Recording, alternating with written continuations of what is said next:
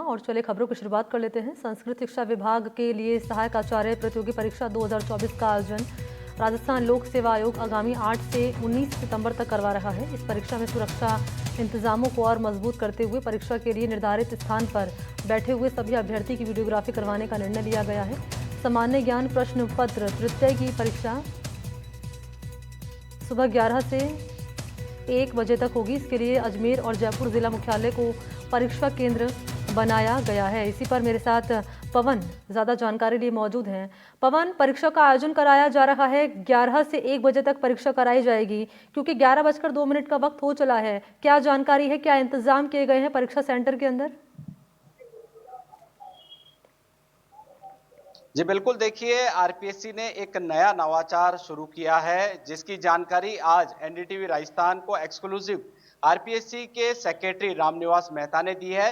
रामनिवास मेहता का कहना है कि अब जो डमी परीक्षा भर्ती परीक्षा में किसी तरीके से डमी अभ्यर्थी प्रवेश कर लिया करते थे, मगर उनकी पहचान दस्तावेजों की जांच करने के बाद मिल हो जाती थी और उनके खिलाफ संबंधित पुलिस थानों में मुकदमे दर्ज हुए करते थे और पुलिस जांच के बाद उनको गिरफ्तार भी किया जाता था। अब ऐसी कोई गली नहीं छोड़ना चाहती है आरपीएससी, जिससे कि भर्ती परीक्षाओं में कोई डमी कैंडिडेट बैठ जाए। तो आरपीएससी आयोग के सचिव रामनिवास मेहता का कहना है कि अब जब रिक्रूटमेंट भर्ती फॉर्म जब कैंडिडेट भरेगा, उसी दौरान उसे लाइव फोटो कैप्चर करके अपने परीक्षा के जो परीक्षा का जो फॉर्म है उसमें वो फोटो अपलोड करनी होगी। जब परीक्षा, जैसे कि आज परीक्षा हो रही है, परीक्षा केंद्र पर परीक्षा केंद्र अधीक्षक और जो अन्य स्टाफ है वो प्रवेश पत्र परीक्षा फॉर्म की फोटो और आज वाले कैंडिडेट की फोटो का मिलान किया जाएगा।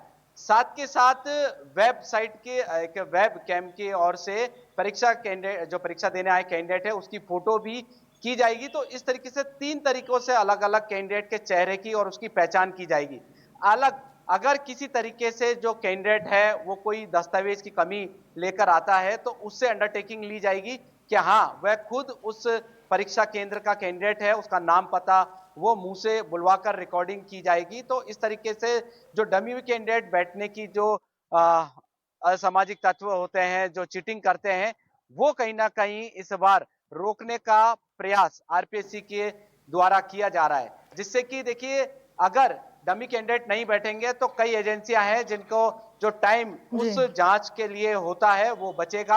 अच्छा पवन, एक सवाल ये भी रहेगा मेरा, ये अच्छी शुरुआत की गई है कि अभ्यर्थी की वीडियोग्राफी कराई जाएगी। निश्चित तौर पर इससे जो डमी कैंडिडेट के केस सामने आते थे उस पर कहीं ना कहीं लगाम लगती हुई नजर आएगी। लेकिन सवाल तो ये भी जरूरी हो जाता है कि अभी खबर सामने आई थी कि एसआई भर्ती परीक्षा की बात कर रही हूँ, वहां पर परीक्षा केंद्र संचालक ही यहाँ पर नकल करवा रहा था।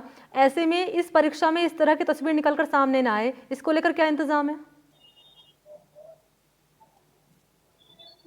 जी बिल्कुल, देखिए आरपीएससी आयोग के जो सचिव है रामनिवास मेहता का कहना है कि हर तथ्यों पर इस बार भर्ती परीक्षा जो हो रही है उसमें कोई भी चीटिंग का प्रावधान, कोई भी किसी तरीके की जो असामाजिक तत्व होते हैं और डमी कैंडिडेट बैठने का जो एक प्लान होता है, जिस तरीके से कोई व्यक्ति विशेष होता है या कोई गिरोह संचालित होता है, उस पर कड़ी नजर की जाएगी। जैसा कि आपका सवाल है कि जब परीक्षा केंद्र या स्टाफ ही जुड़ा हो इस परीक्षा दिलवाने में, किसी को पास कराने में, तो ये तो निश्चित तौर पर फिर जांच होती है। जांच होने के बाद जैसा कि ऐसा ही ठीक है, आप रहिए मेरे साथ, में लौटूंगी आपके पास। पवन, महत्वपूर्ण जानकारी आपने साझा की है। कुल मिलाकर यह है कि जो अभ्यर्थी हैं उनकी वीडियोग्राफी कराई जाएगी ताकि जो डमी कैंडिडेट के केस सामने आते थे वो निकलकर सामने एक बार फिर से ना आए।